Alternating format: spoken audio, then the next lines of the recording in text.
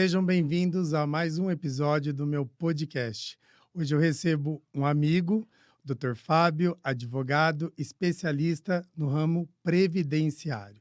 E acho que hoje os clientes vão poder conhecer um pouquinho, porque eu sempre indico o Fábio para todos os meus clientes, porque ele é extremamente competente na área dele.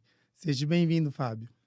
Obrigado, Rodrigo. É um prazer estar aqui com você na data de hoje. Estava ansioso para poder estar comparecendo.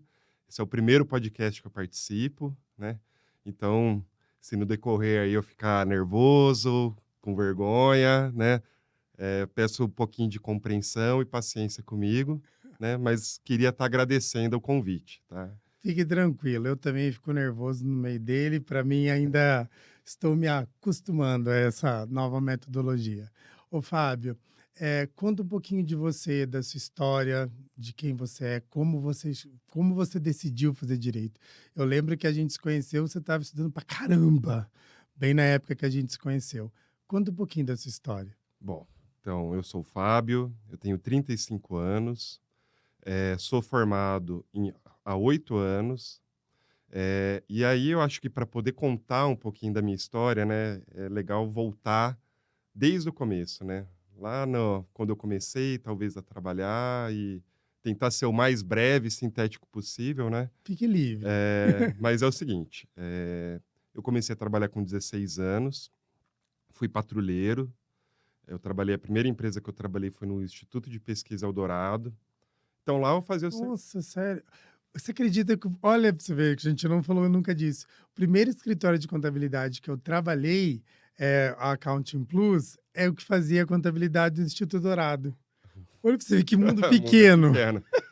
Então ali, né, no Instituto Eldorado eu fazia, xerox, enfim, cópia, pegava correspondência, né, serviço de boy mesmo. Eu trabalhei por 2 anos lá, e aí depois dali eu saí, né, porque passou o tempo do contrato, que era previsto ser 2 anos, e depois eu fui trabalhar na área do comércio, então eu rodei em shopping, depois eu trabalhei em lojas de carro, sendo vendedor de carro. O último emprego que eu trabalhei com vendas foi na Volkswagen e eu fazia parte de vendas frotistas, né. E aí, assim, eu fiz 2 faculdades, na verdade.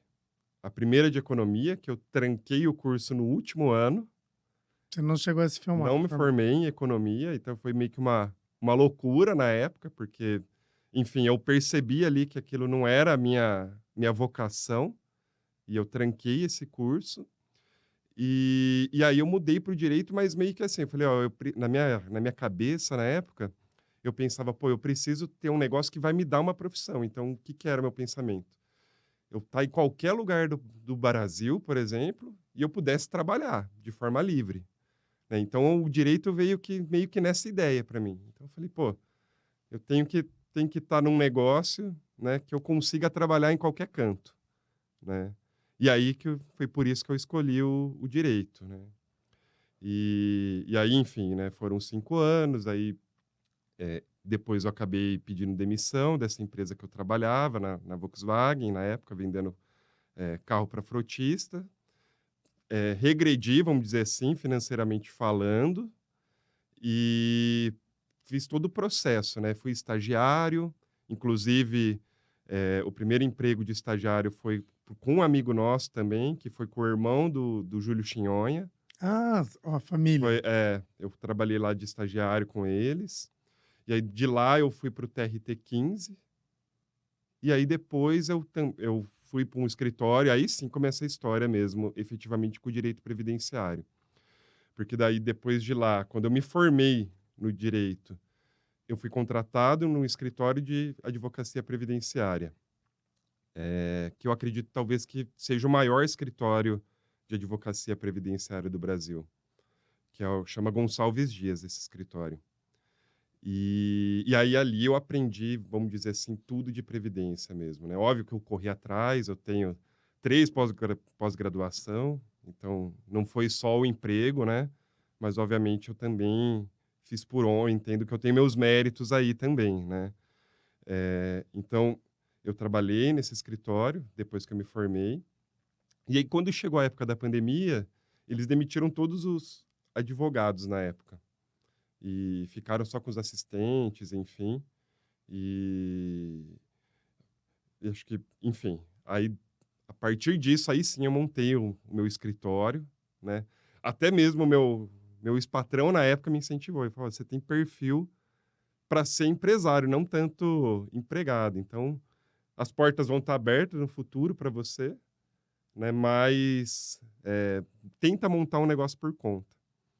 Né? E ele até me ajudou com os móveis, assim, que ele me deu, mesa, algumas coisas que ele contribuiu na época, esse meu ex-patrão. E aí eu montei o escritório e já começou a dar certo logo de cara. Trabalhei um pouco, vamos dizer, na ilegalidade, que naquela época do Covid estava todo mundo preso e eu ficava indo na casa dos clientes, enfim, né, no começo. Comecei trabalhando no fundo da casa dos meus pais, para depois, né, eu fui na Rua Buarque de Macedo, para depois a Que é gente se aquele vizinha. predinho, o espelhado lá, a Isso, sala de espelhado. espelhado, exato. Você chegou, acho que, a Foi, conhecer, foi lá. né? E aí só depois que eu fui lá para Frei Manuel da Ressurreição 307, que daí efetivamente a gente passou a ser Ser vizinho vizinho, por um tempo. né, por um tempo. Então, assim, sendo de forma bem sintética, né, foi assim que eu caí no direito e também a história do direito previdenciário foi dessa forma que acabou que eu caí nela. Mas, o escritório ao qual você fazia estágio, a especialidade dele era o previdenciário, ele não Não, ti fazia mais? não, eles faziam civil na época. Civil e É. previdenciário. Não, o escritório que eu trabalhei, o primeiro que eu fui estagiário, foi lá no Júlio Chinhonha. Eles faziam, basicamente, eles atuavam com direito empresarial, né? Então, era, por exemplo, despejo, para ficar mais fácil, né? Despejo, execução de título extrajudicial, que é, por exemplo, alguém não pagou, não te pagou. Eu tenho um contrato, posso executar aquele contrato, né? Então, eles faziam isso na época. De lá, eu saí de lá, fui para o fórum, para o TRT15, que é a Justiça do Trabalho, explicando assim em miúdos, né? E aí só depois, aí eu já tinha virado advogado já. E aí sim que eu fui para o escritório previdenciário. Mas Né? o escritório Gonçalves é só Só previdenciário? previdenciário. Ah, Eles são entendi. especialistas em direito previdenciário. Então ali, você cai no previdenciário como você acaba se encantando ali, conhecendo o processo dentro de um escritório S- especializado nisso. Sim, foi. Porque eu acho que muitas vezes que eu conversei com você, eu acho que os advogados, às vezes, eles encontram um meio de se tornar empresário, ganhar dinheiro. Mas eu vejo que você também tem uma preocupação muito grande, e eu já vi você fazendo alguns atendimentos não cobrando, pela necessidade da pessoa. Às vezes a pessoa está numa fila muito longa para o auxílio-doença, ela. Pô, você está vendo, elas não têm condições, já vi você me contar cada história tão complicada, e você não olhou para isso, óbvio, todos nós trabalhamos para ter rendimento, mas você também tem uma linha ali que você dá um cuidado especial para aquele que não tem condições de pagar você. Sim. Assim, obviamente que existem as exceções, né? Como você mesmo mencionou, né? Eu tenho para mim, né, uma vez eu vi uma pregação do Dunga lá na Canção Nova no final do ano, né? E aí ele pregou assim, né, na época, que o que você faz para alguém de bom, né, sabe aquela coisa, vai voltar 10 vezes mais para você? E aquilo me pegou muito, né? E eu coloquei como meta de vida, eu falei, meu, eu tenho que fazer algumas coisas que seja boa, que sejam boas, né, e de forma gratuita, né? E aí, ó, entra nessas situações aí que você fala de exceção. Então, eu nunca perdi nesses casos, né? Então, assim, eu vou ajudar alguém e não vou receber nada, né? Eu acho que é muito ao contrário, porque a gratidão que aquela pessoa sente por você, e lá na pregação ele falou assim, olha, o bem que essa pessoa fez por você, você vai receber de volta.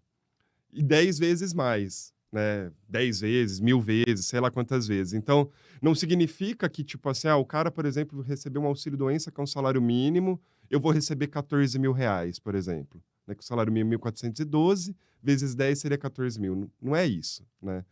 Eu acho que a alegria que a pessoa sentiu, né, de fato, o que ela sentiu por dentro dela é a que a gente recebe de volta e multiplicado em várias e várias vezes. Então, assim, na minha vida, nunca faltou nada. Assim, eu tenho excesso, né, de clientes.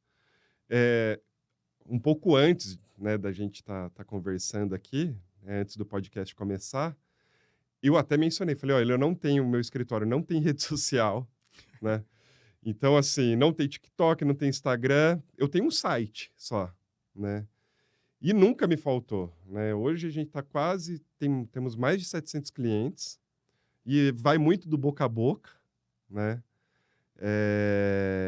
Então, óbvio, eu também fui atrás, né, a internet é um meio, né, igual eu falei, embora não tenha Instagram, mas você tem outras ferramentas, né, por causa do advogado tem o Jus Brasil, que ele pode pegar cliente, o AdSense do Google, mas, eh, enfim, né, o que eu estou querendo dizer que nunca me faltou, então fazer essa, entre aspas, uma caridade, que eu nem sei se entraria bem como uma caridade, mas eu tenho isso para mim que vai voltar, e de fato volta, né, multiplicado em muitas e muitas vezes aí.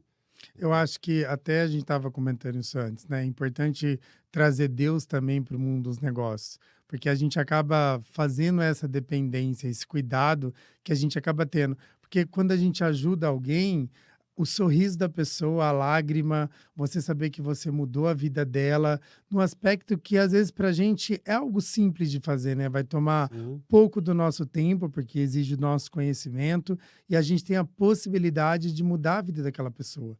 Aquilo de alguma forma emociona a gente, né? Quando o seu cliente chega ali e fala: Fábio, nossa, obrigado. Eu lembro do meu sogro tinha, nossa, ele tinha passado acho que por 3 escritórios já, se eu não me engano. E eu lembro, eu falei, porque uma das coisas que hoje você não enfrenta mais, mas acho que você acabou enfrentando no início, era que você era muito novo. Hoje você está com 35, sim, você já ganhou respeito. Mas eu lembro que na época, com 30, você já estava advogando e bem pra caramba, já conhecendo de processo, já sabendo as linhas, para onde eu vou encaminhar aqui minha defesa. E você, meu sogro não esquece de você. Então, toda vez ele fala, o Fábio é extremamente competente. Depois você atendeu meu pai, meu irmão. Então, eu acho que você dá um cuidado especial, Fábio. Eu acho que você trata o cliente de uma forma diferente. Não é à toa que mesmo sem rede social, sem Instagram, você consegue potencializar o seu negócio. sim, não, é de extrema importância, eu acho que, né, não só que nem eu falei mencionei dessa questão da caridade, mas, assim, o empenho também é muito importante, né. Eu sempre tive muita coragem, do tipo assim, isso eu aprendi com meu ex-patrão, porque ele foi um cara que me incentivou muito. Na época ele falava: "Pô, você tem potencial", e não só para mim, mas para todos os funcionários. Então ele incentivava muito, e ele se colocava numa posição de falar: "Eu sou audacioso". Então muitas vezes eu nem sei fazer a resolução do problema, mas eu vou pegar esse problema para mim e vou dar conta de resolver, né. E aí quando eu montei o meu negócio, eu falei: "Meu, eu também vou nessa linha". Então caiu o problema ali, fala: "Daqui eu vou, né, se eu verificar, óbvio que tem condição de eu resolver", mas é de se debruçar e se dedicar, né, para de fato conseguir resolver. Então, assim, no caso da sua família, a família acho que só falta você, porque tem a Só. Fabiana, né, É, a Fabiana, Fabiana, verdade. também a Sônia. Não, da Fabiana eu achei que nem, porque, infelizmente é um mundo que a população desconhece. Ela desconhece os seus direitos, lutar pelos seus Uhum, direitos, eu me coloco nisso, porque, para você que está ouvindo, a Fabiana, ela foi e comprou uma bolachinha na internet, eles cobraram do cartão de crédito e protestaram o nosso nome, e aí eu só descobri isso na compra de um carro que eu tive que comprar e o nome dela estava sujo. E aí ela ficou extremamente irritada, porque ela falou: "Eu nunca devi nada para ninguém, nunca fiz nada, como que eles colocaram?". E aí ela ligou para o Fábio, eu não queria nem que ela ligasse para você. E ela ligou para você, e você falou: "Cabe processo, como faz isso?". Cara, e deu um bom dinheiro. foi. Eu nem lembro se foi 5 ou 7 mil reais. Eu lembro que era um bom dinheiro. A bolachinha custava, se eu não me engano, R$ 86. Era um valor muito irrisório, o grupo de bolachinha. e às vezes a gente não vai atrás dos nossos direitos e as empresas de fato, porque eu acho que com certeza eles aprenderam muito com esse erro, né? E quando ninguém para, ó, ninguém, a pessoa vai fazendo, e eu acho que é importante as pessoas saberem que existem regras, existe uma lei, e que, mas eu acho que é difícil não saber quem procurar. Né? Hoje, lá no escritório, meus clientes sabem que pode procurar, mas eu acho que é difícil confiar no advogado, não é um pouquinho, quem está de fora? É, o que eu vejo que é o problema, né, você, que nem eu falei, você ser audacioso, né? Mas só ser audacioso também e ser, vamos dizer, de forma cega, de forma burra, também não adianta nada, né? Então, assim, que nem nessa situação da Fabiana, né, que não é nem a minha especialidade, que entraria numa questão de direito do consumidor, enfim, né? Eh, eu fiz um estudo na época para poder, né, distribuir a ação dela, precedentes e tudo mais, né, para poder conseguir de fato, receber essa Foi rápido, indenização. né? Foi rápido, na época foi rápido. Mas eu tenho certeza, eu espero, né, que essa empresa que foi processada tenha aprendido, né, que eles, né, tenham mudado ali, ó, porque não só a Fabiana, mas até mesmo acho que nós do escritório entramos em contato para tentar resolver o problema de forma extrajudicial, né? Ou seja, de forma amigável ali. Então era só tira o protesto, não queria nem devolução de dinheiro nem nada. E isso não aconteceu, né? Então, assim, eu entendo que eu foi uma coisa boa, né, que no final das contas falei: "Olha", né, falei pra Fabiana: "Do limão a gente fez a limonada", né, Mas eu achava que ia né. dar errado e ela esfrega na minha cara até hoje. Tá vendo? Se não fosse eu ir atrás falar com o Fábio, Sim, não teria sim. dado certo. Então, assim, né, a gente fez essa limonada aí, eh, muito legal, né, você conseguir, né, e que nem você mencionou aí, eu espero que tenha servido de case, porque foi um prejuízo, né, grande talvez para a empresa ali, que eles não tiveram que gastar só com a indenização, mas é o Tem um tempo e advogado. também tem um advogado que eles pagaram para poder defender eles, né. Então, uma coisa que eu vejo muito, né, hoje eu já não faço mais, mas teve uma época no começo que eu fazia trabalhista também. E aí na questão da seara trabalhista, as empresas às vezes eles assumem muito risco. E como você atua para empresário, é legal, né, às vezes, entrar nesse mérito aqui.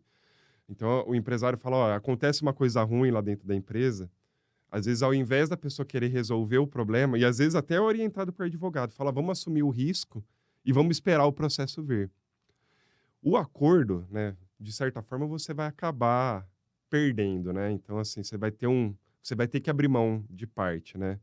Mas eu acho que sai muito mais barato do que você fazer um acordo, do que você entrar em litígio. Uma briga sempre vai sair mais caro para ambos os lados, né, porque é tempo que leva, é estresse, é cansaço. Então, eh, eu hoje, se eu fosse atuar para a empresa, eu gostaria muito de entrar numa parte consultiva, por exemplo, né, e eu acho que está faltando isso em muitos profissionais.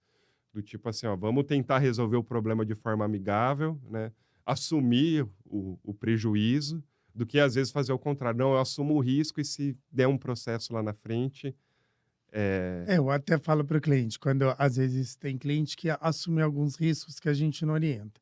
Aí eu falo, quando vai fazer a rescisão, já faz homologada pelo advogado da pessoa. Porque senta, já faz o acordo, já faz o pagamento, a divisão de como vai se pagar isso, homologa no Ministério do Trabalho. Morreu o assunto. Porque a partir do momento Uhum. que as duas partes homologam, não tem mais como recorrer do caso. Então, o cara, a pessoa, o funcionário está assistido por um advogado, a empresa também, os dois entraram em comum acordo, protocolaram no tribunal, tudo resolveu. Então, eu falo, eu também não gosto do caminho de deixar, eu não oriento meus clientes a nunca ir para esse meio. Eu falo, é um negócio que você nem sabe quando vai explodir e se explodir o tamanho da bomba. Então, para que que você já não resolve já?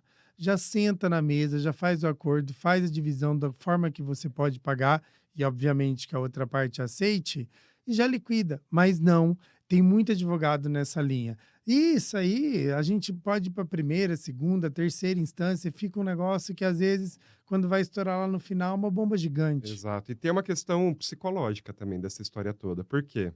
Quando você tá num processo, né, e principalmente quando você é a parte que é o réu, né, aquilo ali te consome também. Então você vai colocar a cabeça no travesseiro, você vai falar: "Puta, tem aquele processo, aquele dinheiro que eu vou ter que desembolsar, né, não tenho certeza se vai dar certo, se não vai", né.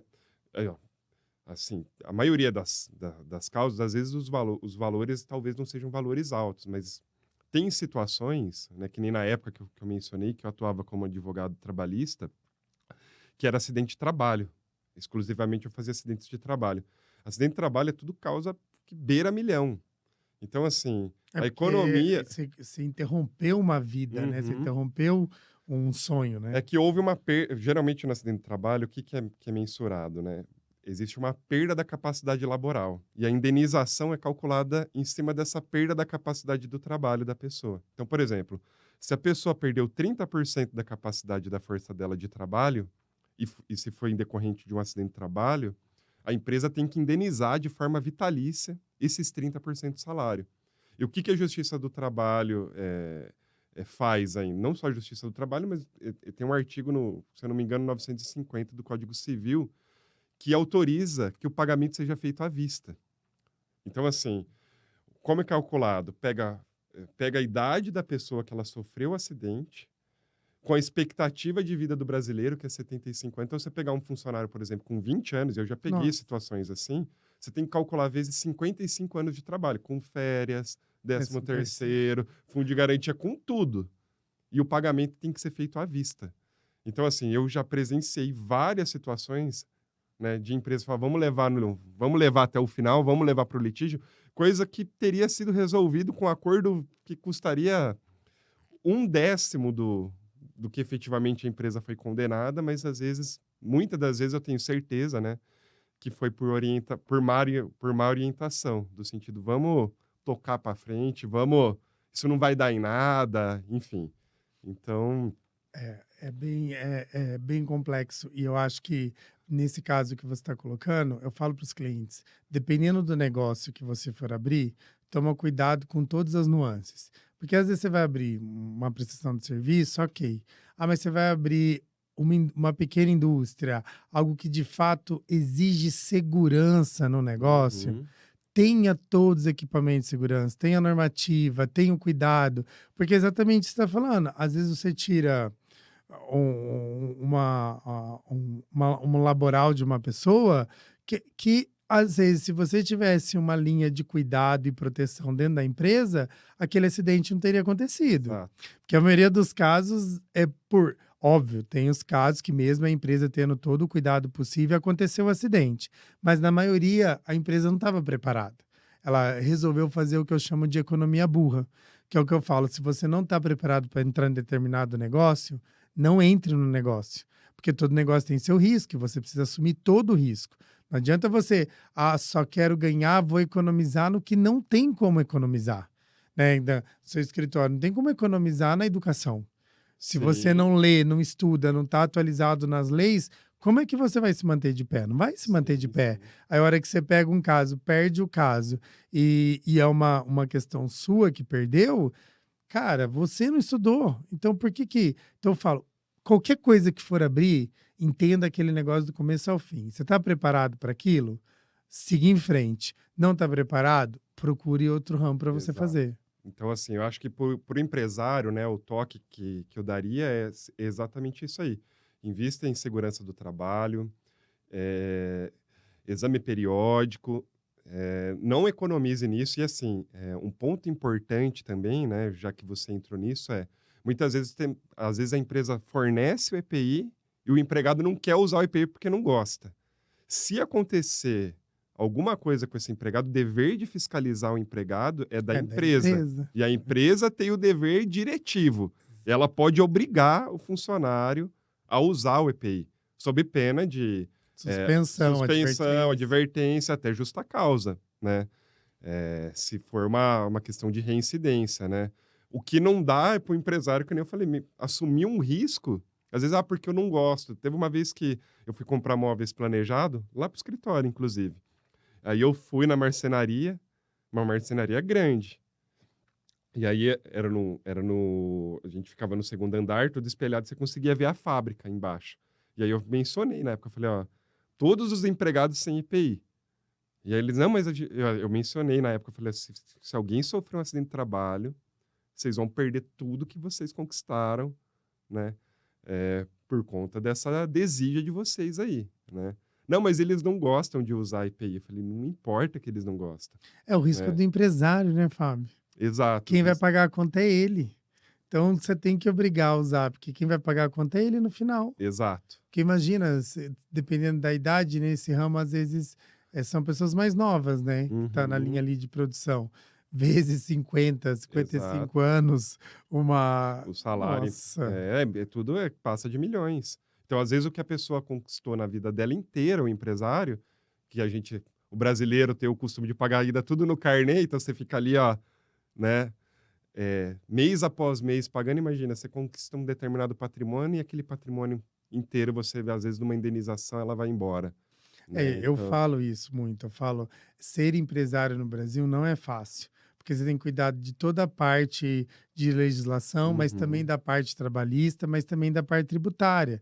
Não adianta, porque às vezes você quer fazer coisas que não estão conforme a legislação, você vai pagar um preço que às vezes pode ser a economia de uma vida inteira. Então não exato. adianta você correr um risco para você nadar, nadar, nadar, nadar e morrer na praia. Faça o correto. Uhum, Tenha profissionais e acho que hoje no mercado realmente falta isso. Falta pessoas que de fato oriente corretamente, coloca para o cliente o que deve ser feito. Acho que o consultivo é bem melhor do que uhum, aquele que vai apagar o fogo, porque já tomou, já exato. lastrou. Então eu falo, trabalha na prevenção sempre, né? Mas eu vejo que o país ele não ajuda muito nisso, né? Independentemente de governo, qualquer Uhum, um que teve até aí. Eu estou dizendo de uma forma política. O país ele não olha para a educação, para a forma de olhar para isso e dizer, gente, a gente precisa investir, porque a gente precisa de um mundo diferente, de um país sim, diferente.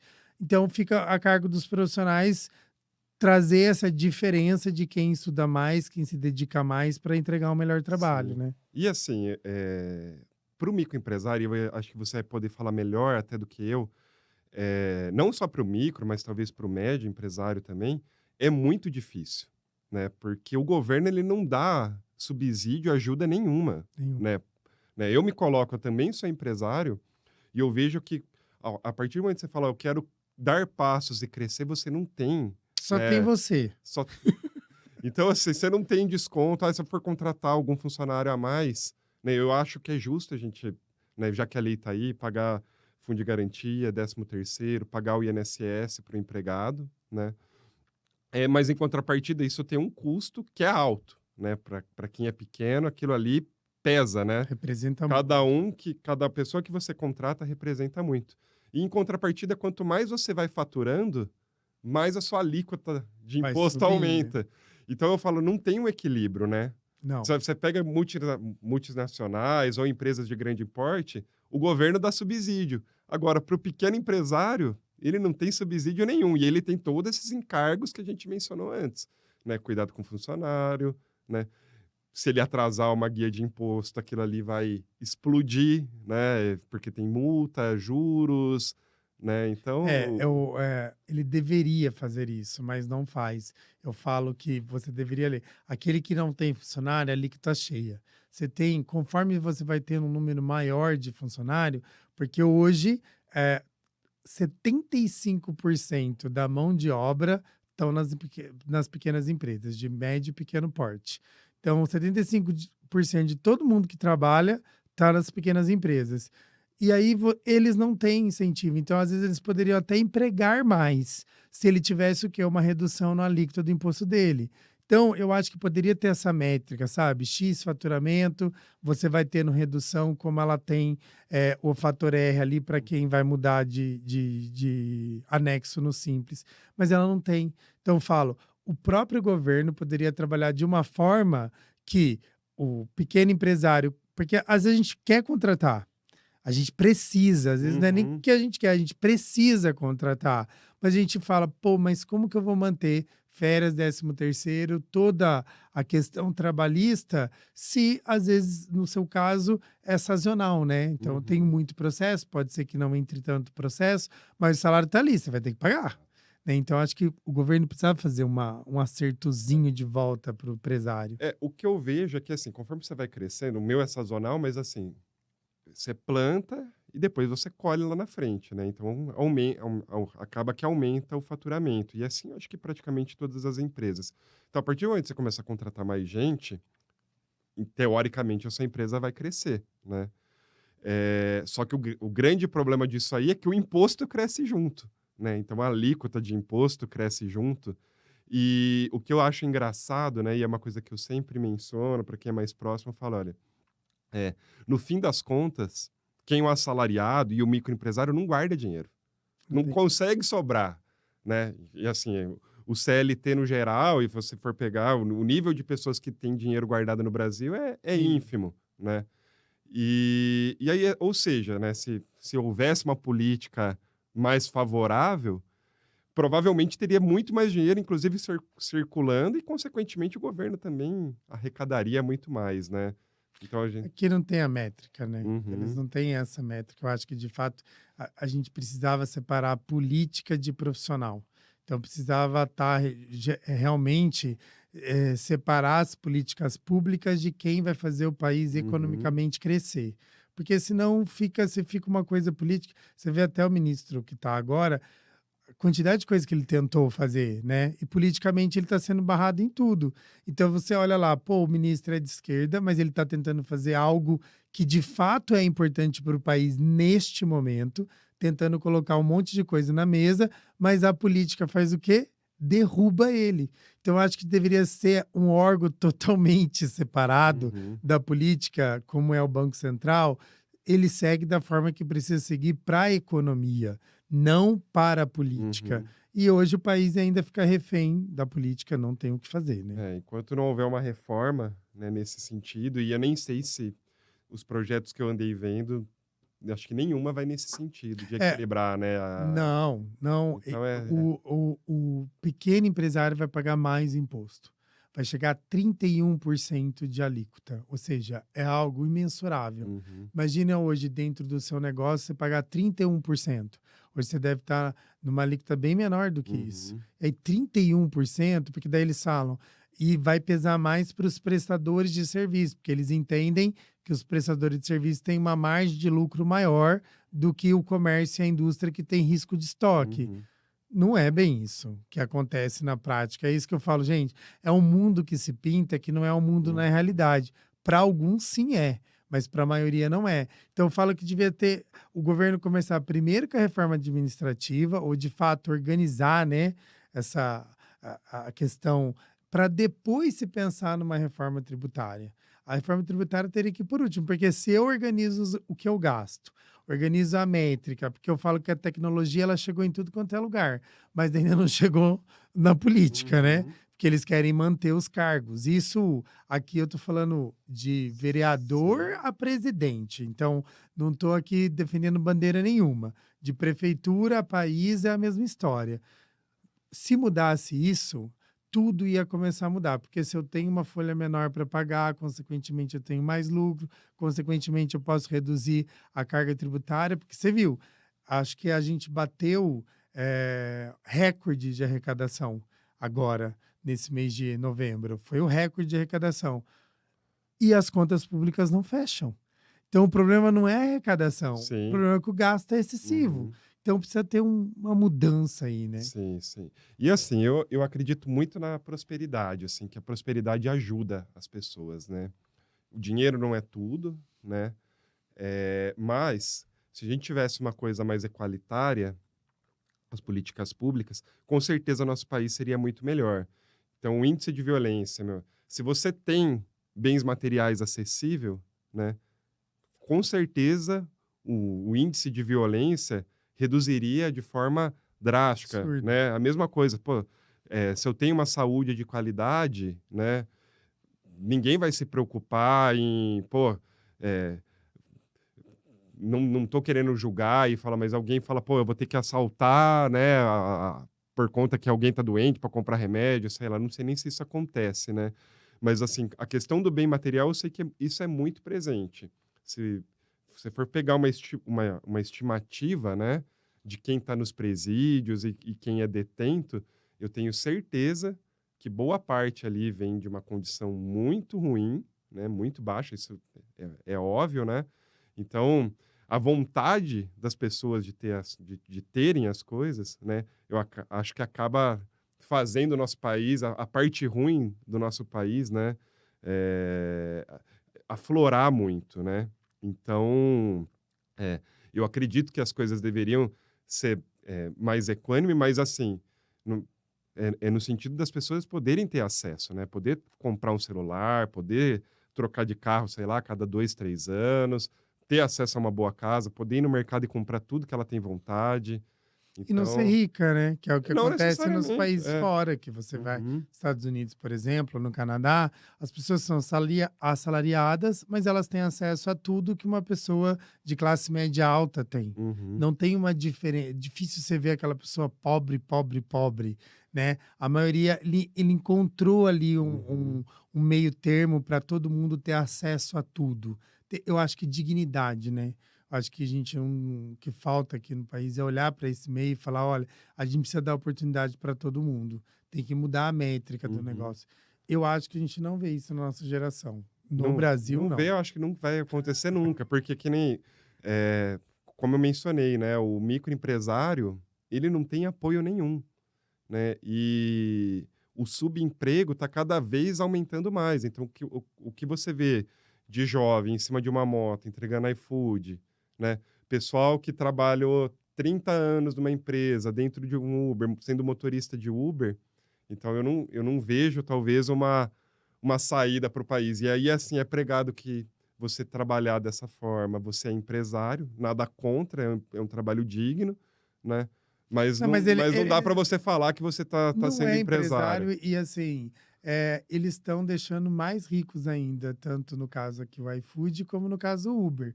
Porque quem fica com o dinheiro de fato, porque se, o motoboy, por exemplo, ele vai ver lá: "Tive um rendimento de R$ 3.000". Tá, a que custo, a como, a que cuidado e todo o custo tá com você. O risco tá com você. O Uber é a mesma coisa. O Uber ainda é pior, porque a manutenção de um carro ela é muito mais alta que a manutenção de uma moto. Uhum. Quem ficou com o dinheiro sem correr risco nenhum? O Uber e o O iFood. iFood, a Eles empresa. estão ali com 30% da taxa, fica na mão deles. Então, quem que sofre, na verdade, no caso do, de alimento, me fugiu o nome O agora. iFood? O iFood, o restaurante sofre, porque ele tem que vender a Uhum. preço menor, e o motoboy sofre.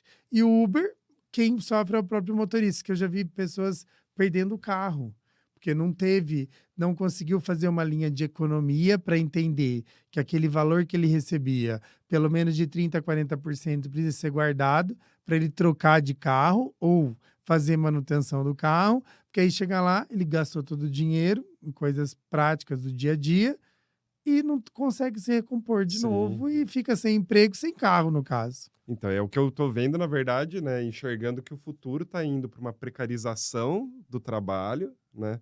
Então, tá cada vez mais digital, né, então prestação de serviço digital, mascarado, né, vem acontecendo uma propaganda de que a pessoa é empresário, só que eu acho que o caminho, e aí eu posso falar por mim, o caminho é a educação, Concordo né. com você. Então, assim, a partir do momento, né, que eu me formei advogado, que eu montei meu escritório e tudo mais, eu tive uma mudança de vida muito grande, né, porque eu faço um trabalho que é um trabalho especializado. A mesma coisa você lá, tenho certeza que você tinha uma vida quando É, antes de você ser contador e uma outra, né, sim, depois que totalmente você passou, diferente. Eu né. estava falando pro meu time, falei: "Pessoal, eu já entreguei panfleto em sinal", né, porque as pessoas vê a gente aqui agora, é muito fácil olhar a gente, né, mas eu gostei que você começou a sua história mostrando diversas coisas que você fez para chegar como advogado. Eu também, entre elas, já vendi marmita, já fui para sinal. Então a pessoa não vê que a gente de fato é o caminho da educação. Então eu tive que abdicar de todo o meu salário para pagar minha faculdade. Então eu não saía, chegava na faculdade, eu não tinha dinheiro nem para comprar um pão de queijo, porque não sobrava. Eu lembro que na minha época a minha mensalidade era 575. Eu ganhava R$ 640. Então não sobrava praticamente nada para sobreviver. Mas o que que eu olhava? O único caminho é a educação. Se eu conseguir ter um diploma, se eu conseguir ter algo que desse algo, eu tive a mesma ideia que a sua, eu transformo em rentabilidade, é um ativo que ninguém tira de mim. Sim. E foi o que aconteceu. Mas eu vejo que hoje as pessoas elas não querem estudar. Elas querem ganhar dinheiro. Mas eu falo, e ainda tem esse mundo de influencer digital, que as pessoas acham que dá certo para alguns, não é para todo mundo. Uhum. É que nem ser jogador de futebol. É para poucos rapazes que dá certo, não é para o mundo inteiro. Então, eu acho que a gente deveria olhar. Eu vejo, eu faço parte de um clube de empresário, que é do Flávio Augusto, do Joel Jota e do Caio Carneiro, que realmente é uma plataforma de educação. Então, o Flávio fala: a única forma da gente mudar esse país é com educação. Então, a gente tem que criar plataformas e mais plataformas de educação para que as pessoas saiam da onde elas estão através de algo que de fato vai mudar a mentalidade dela e ela vai começar a empreender, mas empreender com uma profissão. Então, qual é a educação dela? Ela vai ser administrador, vai ser advogado, vai ser contador. Então, o que que ela vai ser para ela conseguir, de fato, mudar o mundo dos negócios e também ter uma dignidade, uma prosperidade? Mas eu não vejo o caminho assim do governo trilhando para isso, que é mais do mesmo, tá? Uhum. Que eu acho que a preocupação muito deles é manter as mordomias que todos têm e ponto final. Porque eu não, pelo menos não vi uma mudança nos últimos 10 anos de nenhum político. Estou falando de um Uhum. vereador, de um prefeito que de fato se olhou e falou: esse cara fez a diferença. Me falar um nos últimos 10 anos que fez uma diferença que todo mundo olhou e falou: cara, esse cara devia ser presidente do país. Não tem, Uhum. Fábio. A política vai continuar sendo política. Não, infelizmente é isso. Mas assim, eu continuo, né, batendo nessa tecla aí do que a educação ela transforma, né? Então assim, eu acho que deveria ser para todas as áreas. A gente está falando aqui de prestação de serviço, né? Mas você pode, na questão da ciência, né, ou da indústria que está sucateada no nosso país. Então, assim, o quanto de mente brilhante que nós temos, né, que está sendo jogado fora o talento. E aí entra numa propaganda que eu acho que é, de certa forma, até uma propaganda, no sentido de falar, pô, eu não fiz faculdade e eu sou rico, né? Eu tenho uma Porsche, eu tenho uma Lamborghini e tal, e faculdade é besteira, né? Você assiste os Tem podcasts, um monte. você vê o tempo todo praticamente influenciador falando isso, mas assim, eu posso falar por mim, eu consegui muitas coisas, eu consegui ter um carro legal, eu consegui, eu moro num bairro bom, né, então ter um apartamento legal também, né, todas as coisas que eu almejava, eu consegui, né, através do direito, através da educação. Então assim, eu coloco, né, isso como, né, um fator decisivo. Eu gostaria muito de que e até estou falando isso, porque eu acho que isso pode servir de exemplo do sentido de falar: "Poxa, né, quem for mais jovem, né, ou quem tiver filhos, né, incentive,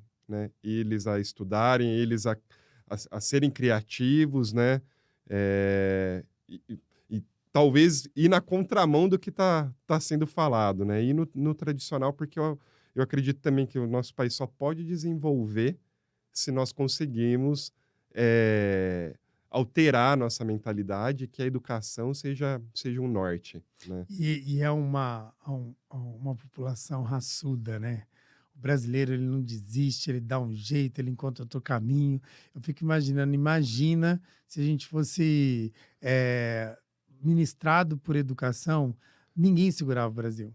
Ia ser muito difícil. O Brasil ia ser uma das potências mundiais, porque eu vejo que a gente tem a raça. Se colocar a inteligência junto com a raça, cara, ninguém vai segurar a gente. Mas, infelizmente, não é uma coisa que é divulgada Sim. ou batido em cima que tem que acontecer, né? A gente está vendo muito mais outras linhas, como você Uhum. trouxe, precarização do mundo dos negócios e a questão de se tornar influencer digital. E que eu falo para a pessoa assim, o que que o influencer muda a sua vida? Né? Diferentemente de um profissional, que de fato, quantas vidas você mudou? Quantas pessoas que não vinha caminho mais e conseguiu enxergar uma luz no fim do túnel? Quantas, quantos processos que você conseguiu executar que de fato mudou a vida social daquela pessoa? Muitos, né. É legal, também entrar nesse mérito aí, porque já foram vários casos de pessoas, né, que que tinham direito a receber o benefício, estava há muito tempo tentando, ou tentando sozinho, ou às vezes tentando com outro profissional e não deu certo, enfim. Mas que, a partir do momento que recebeu, né, o benefício, teve a vida mudada, né, que era lícito aquilo ali, né, que era justo a pessoa receber, né, seja lá uma aposentadoria, seja um auxílio-doença, auxílio-acidente, enfim. E aí você vê aquela renda entrando de forma mensal para a pessoa. Geralmente sempre tem os famosos atrasados também. O atrasado é assim, para poder tentar explicar, né, quando a gente faz um requerimento, é tem um negócio que chama DER, que é a data de entrada do requerimento. Então a data de entrada do requerimento, ela fica fixada, né, como a data do início do benefício. E às vezes um processo leva 2, 3 anos para poder estar sendo concluído. Só que acontece, quando a gente ganha o processo, o INSS, no caso, né, que é onde eu atuo, ele é obrigado a pagar lá desde a data de entrada do requerimento. Então, se o processo levou 3 anos, depois ele vai ter que pagar esses 3 anos, né. Então muitas vidas já foram mudadas, já vi cliente não só trocando de carro, mas trocando de casa, às vezes, né. Então Por você causa vê do do rendimento rendimento, acumulado. exato, que foi acumulado nesse interregno aí, então você vê, vai lá a pessoa fala: "Olha, eu troquei de casa, ou reformei minha casa inteira", né. Eu pude fazer uma viagem, que era a viagem do meu sonho, ou até mesmo pessoas mais simples falam: "Eu não tinha uma máquina de lavar, não tinha uma geladeira", né, e com aquele dinheiro ali, eu É a consegui. dignidade, né? Uhum, é a Parece dignidade. uma coisa tão simples, né? Mas para a pessoa muda a vida dela, né? Uhum. Entra naquela coisa que a gente estava falando anteriormente. Eu falei: "Meu, o Brasil é muito complicado porque você não tem acesso às coisas materiais, né". Então, você ouvir histórias como essa e falar: "Pô, não tinha uma máquina de lavar em casa, E não tinha uma parece que é uma, ser uma geladeira". coisa tão boba, né? Uhum. E, e não, a gente vê que realmente tem muito disso ainda. Sim. Ô, Fábio, quando hoje, às vezes algumas pessoas me ligam e falam: ah, não, é simples, eu entro lá, eu mesmo busco a minha aposentadoria. Eu não acho que é tão simples assim. Eu gostaria que você trouxesse, porque eu acho que eu não vejo você muito em busca. Eu quero abrir para todo mundo, porque assim eu converto em dinheiro. Não é sobre isso. Eu acho que é da parte educacional mesmo, entendimento de processo, porque vários clientes meus que não conseguiam, chegou com você, resolveu, porque de fato precisa ter um entendimento da lei. Não é que você é um facilitador, não, é que precisa saber fazer. Então não é qualquer um faz, não nem precisa de advogado. Uhum, Então eu entro lá, não é tão simples como parece. Eu uhum. gostaria que você falasse um pouquinho Sim. sobre isso. Não, na verdade é bem burocrático, né. Por quê? Infelizmente, né, o governo tem um banco de dados enorme, então se a gente for colocar a população do Brasil, são 220 milhões de habitantes, né. Desses 220 milhões, vamos colocar aí que 70 milhões estão ativos no mercado, mas quantos aposentados deve ter? 50, 60, sei lá, né. E a Dataprev, ela tem que tomar conta de tudo isso aí, e no meio do caminho vai se perdendo dados. Então, muitas vezes o cliente chega lá e fala: "Pô, mas é fácil, eu posso fazer", né. Só que o que é muito comum da gente perceber, né, chega na hora da pessoa fazer o pedido, ou indefere, ou seja, é negado o pedido, porque no meio do caminho os dados foram se perdendo, né. Então muitas pessoas perdem tempo de contribuição ou aposenta com salário muito menor do que efetivamente Porque você teria direito. fala que quando se fala se perde informação, perdeu algum contrato de trabalho que ela teve no Exato. histórico dela. Porque todos nós temos um CNIS, né. todo cidadão brasileiro. Então, a partir do momento que você fez a sua primeira contribuição previdenciária, é gerado um CNIS da pessoa, que aquilo ali é o extrato, né, de toda a vida laboral da pessoa. Então, o quanto que ela recebia, né, quais as empresas que ela trabalhou, só que isso vai se perdendo. O governo troca de contrato, por exemplo, de uma empresa que está cuidando ali do software da DataPrev, troca de contrato, e aí a hora Na que muda de uma para outra, na integração, integração vai se perdendo dados, né? É muito comum acontecer isso. Então, é normal as pessoas nem saberem como é que faz para acessar o CNIS, que seria uma coisa até fácil. Você entra lá no aplicativo, você consegue puxar isso. Mas para você fazer essa conferência já não é tão simples assim, né? Além de você perder os dados do tempo de contribuição, é muito comum você também perder os salários também no meio do caminho. Então, que é primordial para a calculadora, para calcular quanto você exatamente, vai receber. porque a aposentadoria hoje é feita pela média salarial de junho de 1994 até a data da aposentadoria da pessoa. Então é comum você ver o salário se perdendo ali no meio do caminho. Então, assim, o advogado ele tem um papel primordial, primeiro de fazer essa conferência, de verificar assim, o que foi perdido, o que não foi, né? E aí tem outras circunstâncias também que é muito comum de acontecer. Por exemplo, a gente consegue salvar muitos casos também. Então, assim, existem pessoas que abriu uma empresa, deixou de pagar o INSS, né, começou a trabalhar como autônomo. É possível fazer as contribuições retroativas. Se você comprovar que a pessoa efetivamente trabalhou naquele Ah, período. eu era empresário, abri Uhum, empresa, não recolhi Prolabore uhum, por uma questão de economia, mas de fato essa empresa estava ativa e tinha faturamento. Então eu consigo comprovar que eu tinha um faturamento e fazer esse recolhimento retroativo. retroativo. Então a gente Interessante. consegue fazer isso, né? Inclusive, acho que o caso do Vlad foi um caso assim, Foi, verdade. Agora que eu né, tô do seu lembrando quando você sogro. mandou para mim É, acho que dava um X valor de um uhum. monte de competência e ajudou pra caramba, né? Sim, sim, porque senão ele acho que não teria direito de aposentar naquela época e acabaria atrasando. E aí tem outras circunstâncias, assim, eu estava comentando com você antes da gente começar, eu falei, ó, o direito previdenciário é muito complexo porque ele abrange praticamente todas as searas da nossa vida, né? Mas, assim, eh ainda na questão da aposentadoria, existe a questão da aposentadoria especial. Então, ou seja, quem trabalha exposto com insalubridade ou periculosidade, essa pessoa ela tem direito a um aumento, né, do cômputo dela do tempo de contribuição. Então, por exemplo, quem trabalha numa indústria exposta a ruído, né, com níveis acima do permitido, essa pessoa tem direito a ganhar 40% a mais o tempo de contribuição. E assim vai. O médico também tem direito a ganhar esses 40% a mais, quem trabalha em indústria química.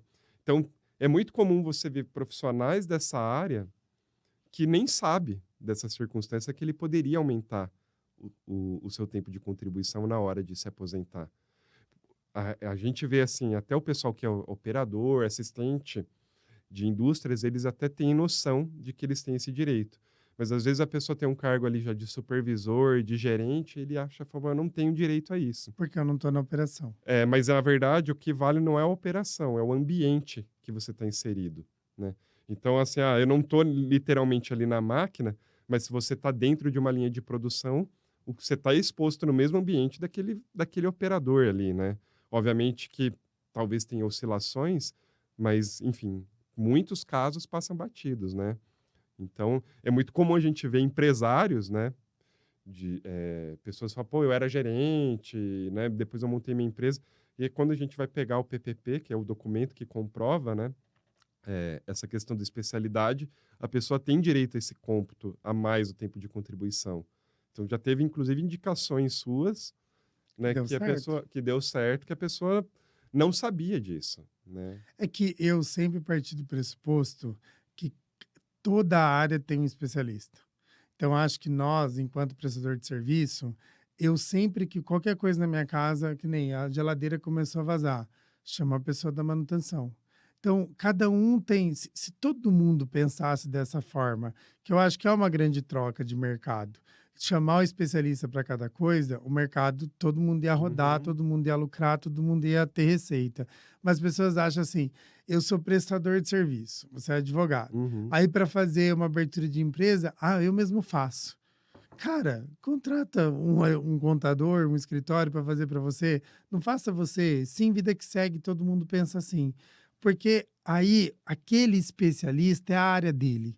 Então, ele tem que dar cuidado. Eu vejo, às vezes, pessoas ali no escritório que entraram com auxílio-doença, foi negado. Falou, procura um advogado. Não, não vou procurar porque lá no INSS eles falaram para gente que não tem solução. Falo, porque, às vezes, é tudo meta também, né, Fábio? Infelizmente. É um. Ou até o servidor público nem quer trabalhar direito, é muito complicado isso.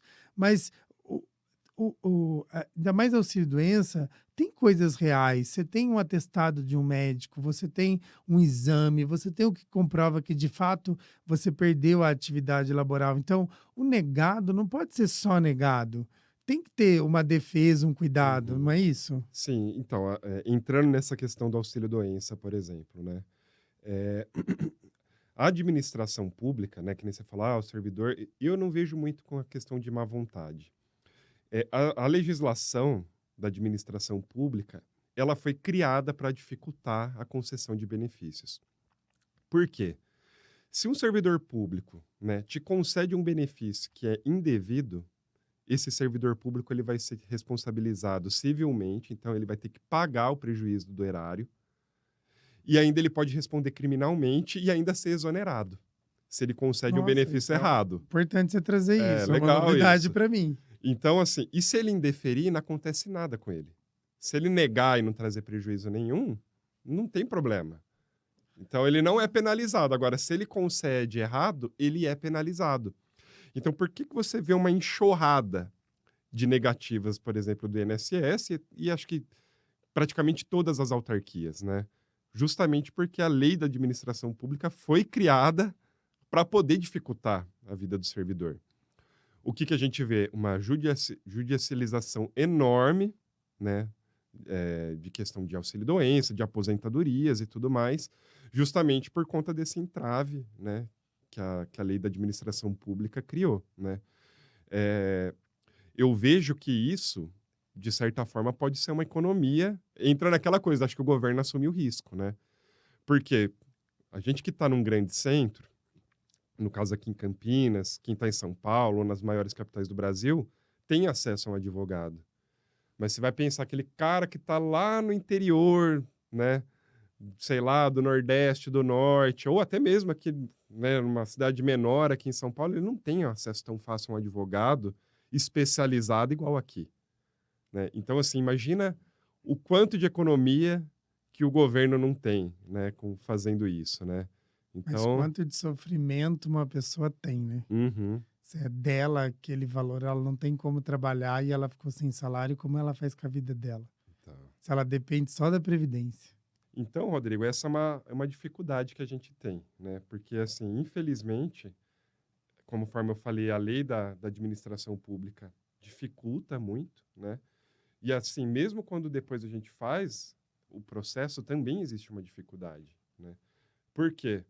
Em muitos casos, o médico que concedeu um auxílio-doença, por exemplo, concede na justiça por um ano, e aí depois desse um ano é necessário fazer uma perícia de prorrogação, e a perícia de prorrogação é feita no INSS de novo.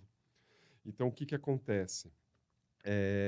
A hora que você chega para fazer a perícia de prorrogação no INSS, eles cortam o benefício, e aí você tem que judicializar a questão novamente. Então, ou seja, vira um ciclo, né, quase infinito, Nunca para, nunca então. para, Então, exatamente. sempre a pessoa vai depender de um processo para conseguir algo que é sempre indeferido. Sim. É, nessas questões de auxílio-doença e aposentadoria por invalidez, praticamente ela vai ter que ter a necessidade de ter um advogado para poder consultar para a vida inteira.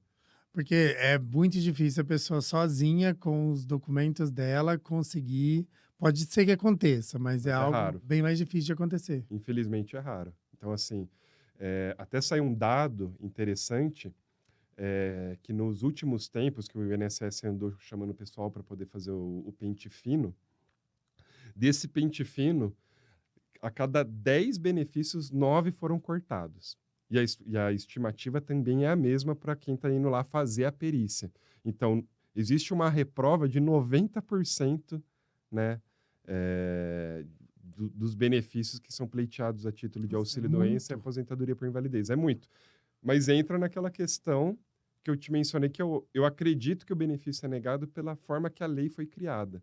Então, o servidor público tem uma dificuldade muito grande, né? Não, mas eu vejo que eu não sabia dessa parte da lei, que eu falo para os meus clientes. Meus clientes falam assim: nossa, mas todo contador sabe. Eu falei: não, não se sabe, ele não. Uma coisa é a gente conhecer, outra coisa é dominar. É totalmente diferente. Eu falei, eu entendo de um processo, mas eu não domino. Então, se eu te der qualquer posição minha, pode ser que alguma parte da legislação eu esteja desconhecendo e eu vou te colocar numa enrascada. Então, eu prefiro que você fale com um especialista, porque o Dr. Fábio ele vai entender 100% do que você está querendo e vai te dar a devolutiva correta. Eu posso dar uma ideia, não a resposta certa. Então, por esse motivo, eu não faço previdenciário no escritório. Então, eu não, nem que a pessoa apertar, mas só dá uma olhada. Não, não dou uma olhada, não dou nem uma olhada. Tá aqui o telefone do Fábio, pode ligar para ele, entre em contato, ele vai te auxiliar. Porque eu acho que a gente tem que entender daquilo que a gente domina e daquilo que a gente não domina. Porque você está mexendo com o patrimônio do cliente, porque o futuro dele, a aposentadoria dele, querendo ou não, é um patrimônio dele. E aí eu faço de uma forma que é a que eu entendo que nem está mais na lei às vezes e prejudico ele, que nem você falou. Às vezes eu não consigo entender que eu tenho que olhar lá todo o histórico laboral dele, toda a parte salarial, para entender que as métricas ali na mediana tá afetando o salário dele. É coisa que você consegue ver.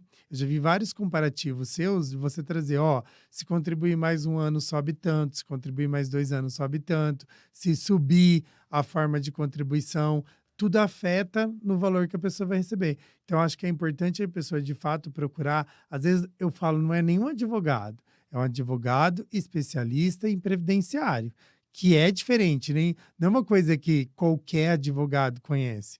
Assim, se mandar para você uma área determinada, criminal, por exemplo, determinado delito, às vezes você vai ter que precisar estudar.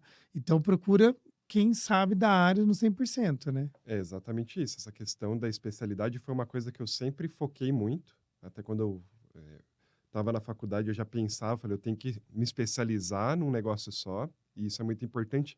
E essa questão de você procurar um profissional especializado também faz muita diferença, né? Você me indica muitas pessoas lá para fazer o tal do planejamento previdenciário. O que, que é o planejamento previdenciário? É falar, quando eu for me aposentar, quanto de salário eu vou receber, né? E quanto que eu preciso pagar nesse caminho, né? E se você não souber fazer a conta, as planilhas da forma correta, vai dar problema lá na frente, né? Então, assim, é importante esse ponto que você colocou do especialista, né? Das pessoas sempre procurarem um especialista.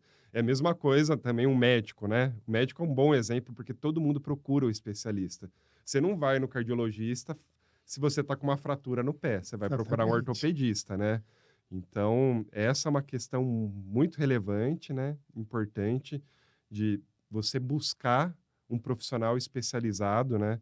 E eu, como advogado, hoje eu atuo praticamente 100% na questão previdenciária.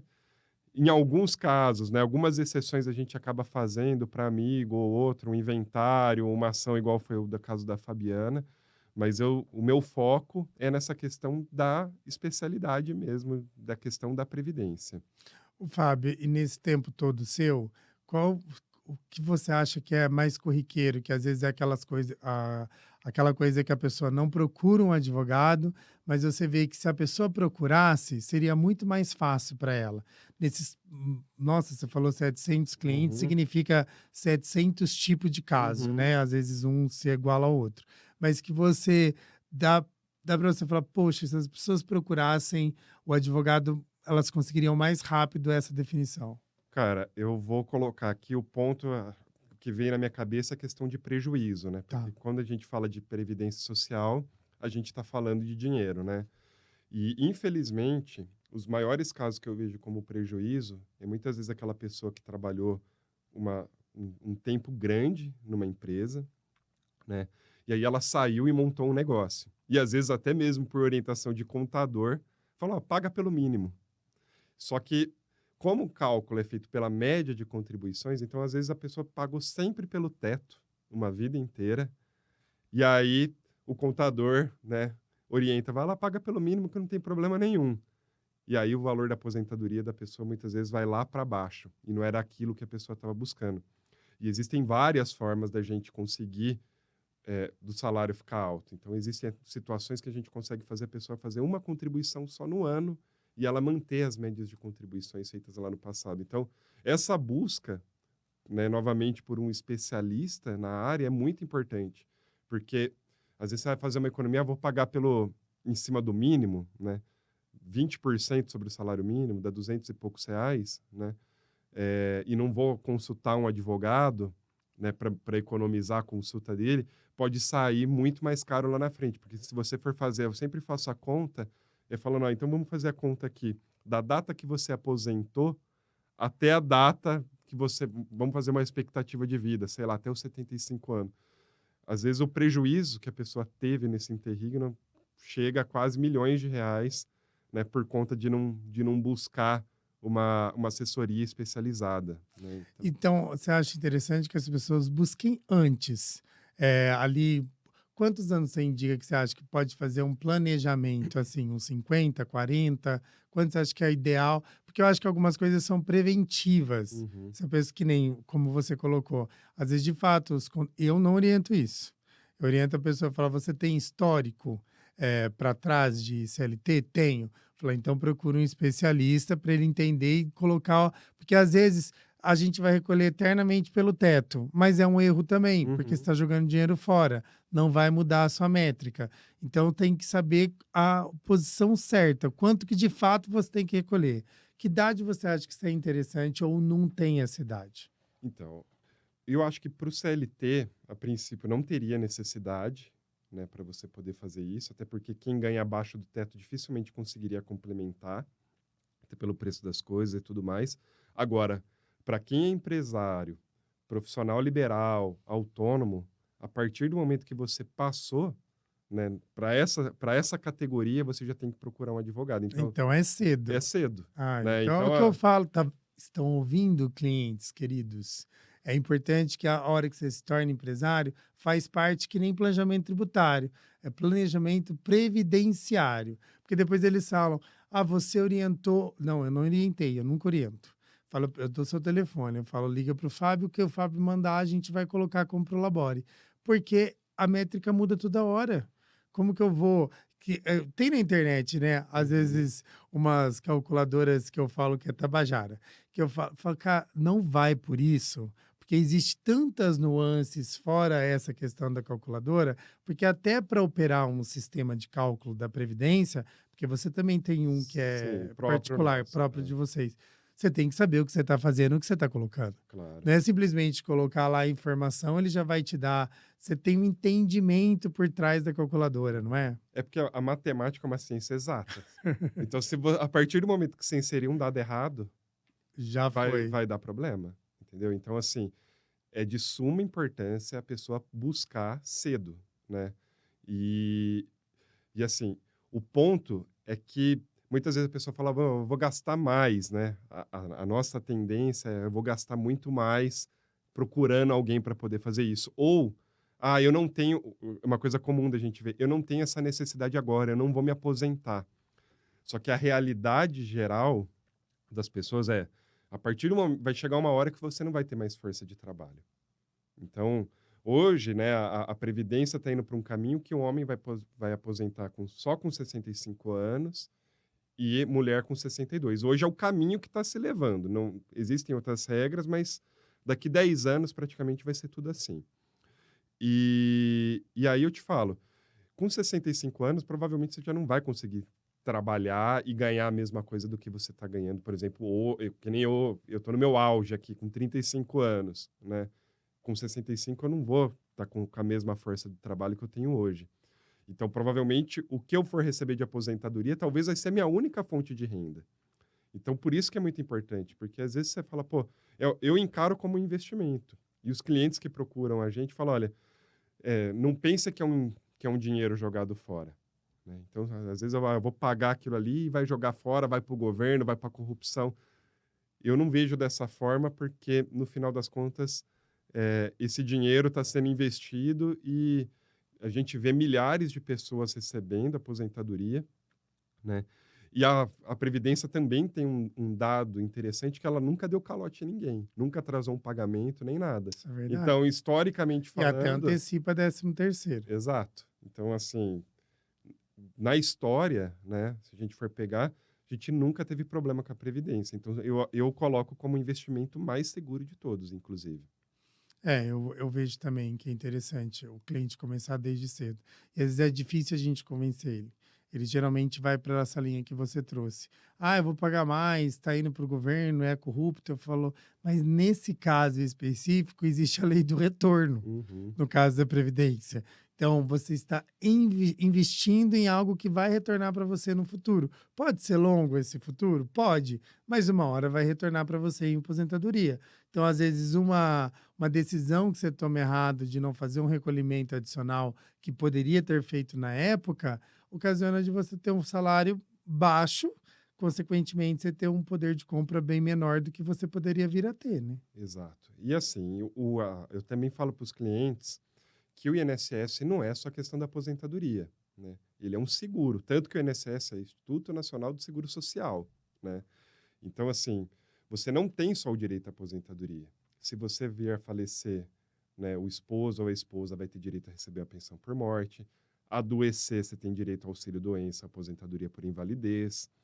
Se porventura, né, for uma mulher, ela tem direito ao salário maternidade. Né? Então, assim, são diversos benefícios. Inclusive, se for preso, tem direito, né? E aí tem umas regras, tem que contribuir, tem um valor para contribuir, mas tem até o salário reclusão. Então, até se você for preso, É você um tem o seguro salário. social mesmo. Exato, é um seguro, né? E muitas pessoas não sabem disso, né? Às vezes a mulher que não trabalha, o marido vem a falecer, ela não sabe que ela tem direito a uma aposentadoria pelo tempo de contribuição que ele teve, né? Uhum, Muitas pessoas não vão atrás disso. sim, E eu acho que não é o que você falou. Se a lei foi criada para dificultar a entrega do benefício, vamos dizer o quê de falar sobre isso, né? Não se fala muito sobre, né? Não tem uma propaganda falando você que perdeu seu esposo, já buscou, você que engravidou, buscou seu auxílio maternidade. A gente não vê isso, né? não, infelizmente, eu acho que não é interessante, Não é. né? Porque o governo tem, eu comentei também antes, o governo tem dois gastos exorbitantes, né? Um é pagamento de juro e o outro, o segundo colocado, é o pagamento do INSS. O maior gasto do governo hoje é com o pagamento de INSS. Então, ele não quer, de forma nenhuma, que os benefícios sejam divulgados, né? E esclarecido para as pessoas, porque nem sei se poderia estar falando isso, mas é que, na realidade, a gente está vendo na televisão e no noticiário, né, cada vez mais eles querendo enxugar os gastos, né? E o gasto que está sendo enxugado, infelizmente, é o nosso, né? Os benefícios que nós temos direitos, né? E, então, assim, as regalias não têm uma redução, mas essa questão do direito previdenciário a gente ouve o tempo todo de querer fazer uma nova reforma, né? Ou dificultar o acesso à informação também, porque não é interessante Eu as falo para todo pessoas. mundo, a reforma ela sempre vai existir, porque conforme aumenta a idade, avança, você pode viver mais, seja a longevidade aumenta, então, consequentemente, a previdência também precisa aumentar, porque ela não vai conseguir ter caixa para efetuar pagamento para todo mundo. E isso vai se complicando cada vez mais, né? Porque hoje você tem, as pessoas tinham 50 anos atrás, era 62 anos, né? 60 anos a expectativa de vida. Hoje está em 75, 7,6. 7,6. Olha quanto aumentou, quase 16 anos. E se a regra da Previdência não aumentar também, é pouca gente Uhum. trabalhando para muita gente aposentada. Então eu não consigo fazer esse caixa Sim, para efetuar pagamento de quem está aposentado, né. sim. É, então, eu vejo aí que, eh, a tendência é que vai mudar mesmo, mas acho que muito mais para frente. Por quê? Não vai ter como no futuro realmente a conta, a conta fechar. Por quê? A previdência a gente fala que é um sistema contributivo. Então, o que que acontece? Quem está trabalhando paga para quem está aposentado ou recebendo os benefícios. Então, hoje a gente tem um número maior de pessoas que estão trabalhando do que efetivamente recebendo. Mas a tendência, com o passar dos anos, é que esse número se inverta, né? Então, assim, a tendência maior é de que vai ter mais pessoas aposentadas do que efetivamente pessoas trabalhando. E aí volta para toda aquela questão de precarização do trabalho, tudo, em que tende a piorar ainda mais essa situação. Mas no meu ver, ainda é o melhor investimento de todos, né. Eu tenho clientes, inclusive, que são de banco, que trabalham no Banco XP, no Banco BTG, que vão lá para poder fazer planejamento conosco e falam: "Olha, não existe nenhum investimento hoje no Brasil que pague e tenha o retorno que a previdência social tem", justamente por conta desse viés de ser ter a característica de ser um regime contributivo, né. Então quem está trabalhando paga para quem está aposentado, né. Então não é uma poupança do que, eu estou pagando e está juntando para mim ali, né, e gerando um montante, como se fosse uma previdência privada, que é dessa forma, você vai no banco, faz a previdência privada, aquilo ali é como se fosse uma poupança. No caso da previdência social, não, né, a gente tem essa característica, então ela, por natureza, ela tende a ser deficitária mesmo, dá prejuízo, né. Então, mas por isso até que eu incentivo, né, os clientes a fazerem o planejamento e tudo mais, porque é uma coisa lucrativa, né. E a gente não tem, né, embora a gente ouça, a gente não tem uma reforma que ainda tenha acontecido no sentido de mudar essa característica de ser um regime contributivo. E caminhando aqui para o final, Fábio, eu acho interessante, nós 2 somos, graças a Deus, empresários de sucesso, mas às vezes deixamos os nossos escritórios para servir a Deus. E você é uma pessoa que faz muito bem isso, e eu sempre que a gente trabalhou junto em acampamento, você acho que nós 2 éramos sempre tranquilos, porque às vezes ali no meio da equipe de trabalho o pessoal fica preocupado em que equipe vai servir, aonde vai estar, e a gente nunca se preocupou com isso, né. Onde colocasse a gente, nós estávamos ali prontos a servir a Deus. Fala um pouquinho disso. Bom, assim, Deus eu acho que é tudo, né, na minha vida, né, e o acampamento, né, o sênior, que foi até onde nós se conhecemos, né, foi um divisor de água, né, ali eu me converti de verdade, né, e eu coloco Deus, né, acima de todas as coisas, né, e do meu trabalho, né, do meu relacionamento, é difícil, né, você conseguir, né, falar a respeito de Deus, né, mas eu tenho para mim que eu tenho que doar minha vida e tentar servir a Deus da melhor forma possível, né, e o doar minha vida e o servir entra na questão do trabalho, né, como eu mencionei, no relacionamento dentro dos retiros, né, e eu acho que esse servir a gente tem que se apequenar, né. Então não importa aonde você vai estar, né, mas se for para Deus, você tem que fazer da melhor forma possível, né. Então é isso que eu tenho dentro do meu coração, né, que eu devo tudo a Ele, né, e que eu tenho que ser pequeno e me colocar no meu lugar, porque eu não sou nada, É, né.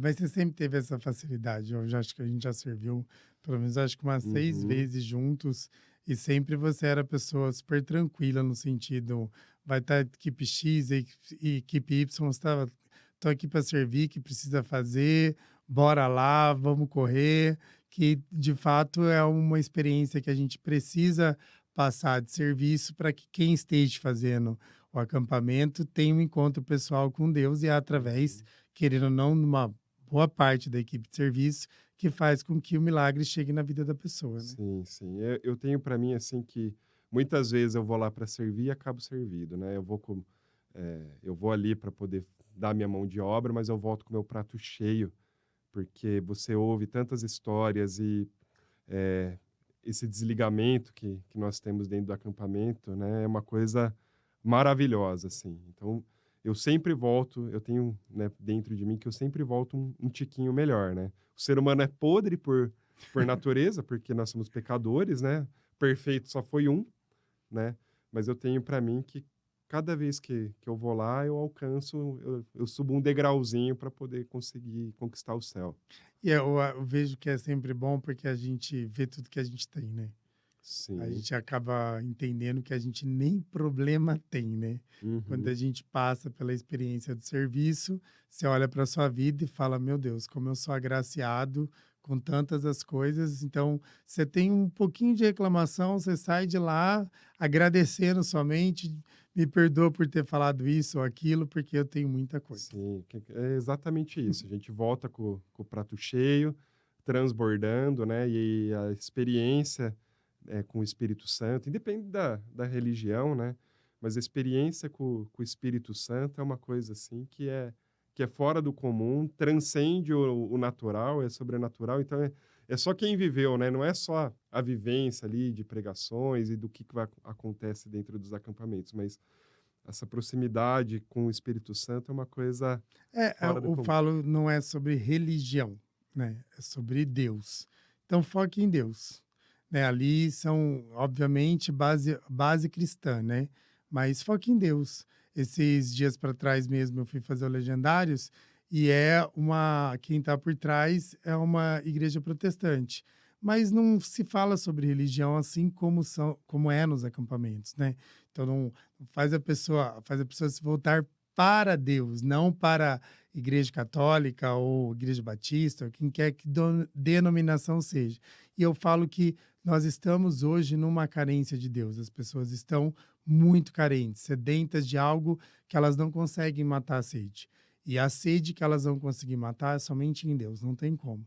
A gente que tem uma experiência de fé, a gente sabe que não tem outra forma de você tirar tudo que está dentro do seu coração, você pegar, tirar, entregar para Jesus e falar, ó, tá aqui, é esse o meu nada, torna isso um tudo, né? E não tem jeito mesmo. Exatamente, Rodrigo. Eu não tenho quando é para falar de Deus é difícil porque falta palavras, assim, para mim é muito difícil conseguir explicar, né, eu me embanando todo, porque transcende o normal, transcende A experiência não, interna, né? A gente sabe. exato. Então, assim, quando você sente mesmo o Espírito Santo, né, é uma coisa que é fora do comum, então, assim, eu convido, né, sempre a todas as pessoas a falar: "Tente abrir o coração pelo menos para ouvir", né, a palavra, a se colocar à disposição de Deus e falar: "Ó, eu abro meu coração aqui, né, e toca na minha vida", né. A partir do momento que você é picado ali, né, que Jesus chega perto, que você consegue Já era. enxergar, já era, não tem como você Só voltar. você, eu falo assim, ele só precisa de uma frestinha, ele não precisa de muita coisa, não. Precisa de um meio sim seu, não precisa de um sim total. Exatamente. Dá qualquer coisa que ele consiga entrar, o resto ele entra e faz, não tem como não fazer. Exatamente. E ele vem abundante, assim, é muito forte. É, não tem jeito.